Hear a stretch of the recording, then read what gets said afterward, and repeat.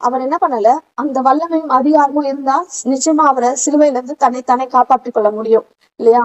அவரு எத்தனையோ தடவை அவரை பிடிக்க வந்து கொலை செய்ய வரும்போதெல்லாம் அந்த இடத்துல இருந்து மறைந்து போனார் அப்படின்னு நம்ம வாசிச்சிருக்கிறோம் அநேக இடங்கள்ல. அதே மாதிரி அவரால் அந்த இடத்துல இருந்து தப்பிச்சிருக்க முடியும். ஆனா அவர் அதை செய்யல. தன்னுடைய உயிரை காப்பாத்திக்கிறதுக்காக அந்த வல்லமையையும் அதிகாரத்தையும் அவர் அந்த இடத்துல பயன்படுத்தல. அதை அவர் கொள்ளையாடின பொருளாக எண்ணாமல், ஒரு அடிமை எப்படி இருப்பானோ, அடிமைனா எப்படி இருப்பாங்க, அவங்களுக்கு பேச்சு உரிமை கிடையாது. அவங்களுக்கு என்ன கொடுமை நடந்தாலும் அவங்களால எதிர்த்து கேள்வி கேட்க முடியாது. நீ ஏன் என்ன இப்படி கொடுமைப்படுத்துற அப்படின்ட்டு. அப்படி கொடுமைப்படுத்தினா இன்னும் அதிகமான கொடுமைகள் தான் வரும். ஏன்னா எகிப்துல நம்ம பார்த்துருக்கோம் இல்லையா?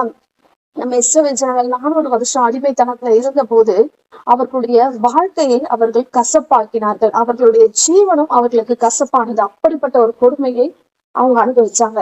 அவங்க திரும்பி கேள்வி கேட்டாலும் என்னதான் ஆச்சு? இன்னும்